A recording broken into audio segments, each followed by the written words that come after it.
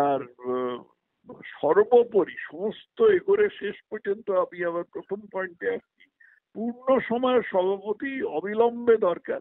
এবং আমার ব্যক্তিগত নিবেদনে একমাত্র শুভেন্দু অধিকারী এই পদ অধিকার করতে পারেন, মানে যোগ্যতম যারা আছে, 10 গুণের বাইরে তো কেউ নয়, কিন্তু যোগ্যতম আমার মতে শুভেন্দু অধিকারী। এই হচ্ছে পরিস্থিতি আমার। নমস্কার, নতুন বাংলা থেকে বলছি সন্ময় বন্দ্যোপাধ্যায়।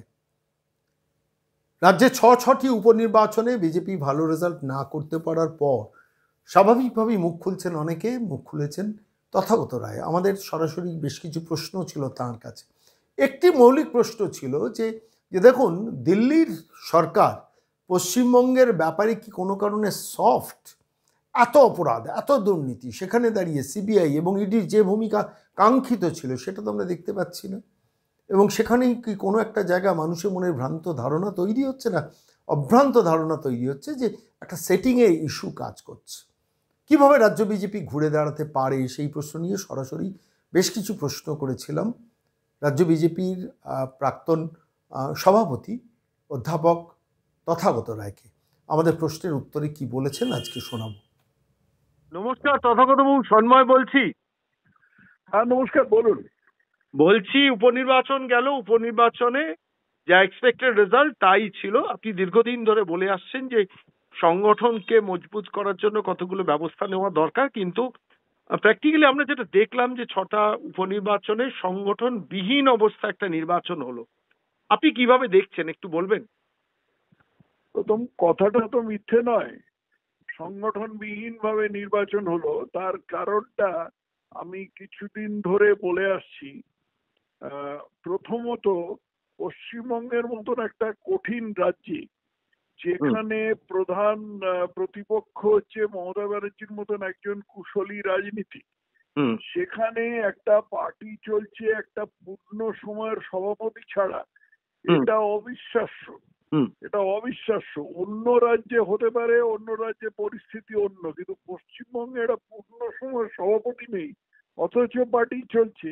এটা আমি কোনো ব্যাপারটা হজমই করতে পারছি না।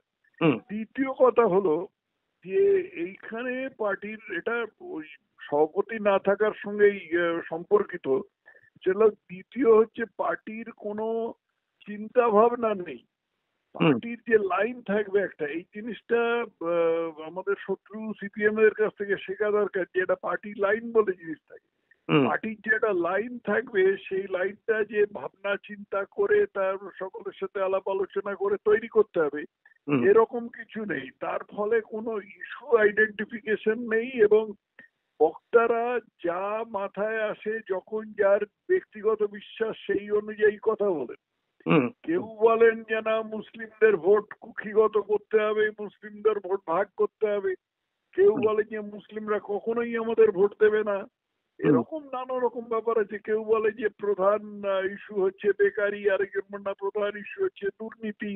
এই সমস্ত জিনিসগুলো তো ঘষে মেজে নিজেদের মধ্যে আলোচনা করে ঠিক করতে হবে। এগুলোর কোনো প্রচেষ্টাই নেই পার্টির মধ্যে, এবং প্রচেষ্টা যে নেই এর কোনো উপলব্ধিও নেই, যেটা যে করা যে প্রয়োজন এই উপলব্ধিটাও নেই। আর একটা সবচেয়ে বড় কথা, যে মমতা ব্যানার্জি 2021 সালে একটা প্রশান্ত কিশোরের পরামর্শেই একটা ন্যারেটিভ তৈরি করেছিলেন যে বিজেপি হচ্ছে একটা হিন্দি বলয়ের বাঙালি বিরোধী পার্টি, এবং নিজেকে বলেছিলেন বাংলার মেয়ে, বাংলা নিজের মেয়েকেই চায়। এই ন্যারেটিভটাকে মোকাবিলা করবার জন্য পার্টি কোনো চেষ্টা করেনি, উল্টে ওই নিজের মতন ওই চিরাচরিত যে যা মাথায় এসছে সেটাই বলে যাচ্ছে। তো এই জিনিসটা যদি মানে একটা ন্যারেটিভের উত্তরে যদি একটা কাউন্টার ন্যারেটিভ তৈরি না করা হয়, যে তৃণমূল একটা দুর্নীতিগ্রস্ত পার্টি, তৃণমূলের একমাত্র হচ্ছে জিতবার কৌশল হচ্ছে মুসলিম ভোট আঁচলে বেঁধে নামা, এই সমস্ত জিনিসগুলো যদি ইস্যুগুলোকে আইডেন্টিফাই করে ন্যারেটিভ তৈরি না করা হয়, তাহলে কোনো জেতার আশা 2026-এ কেন 2031-এও সুদূর করা হতো।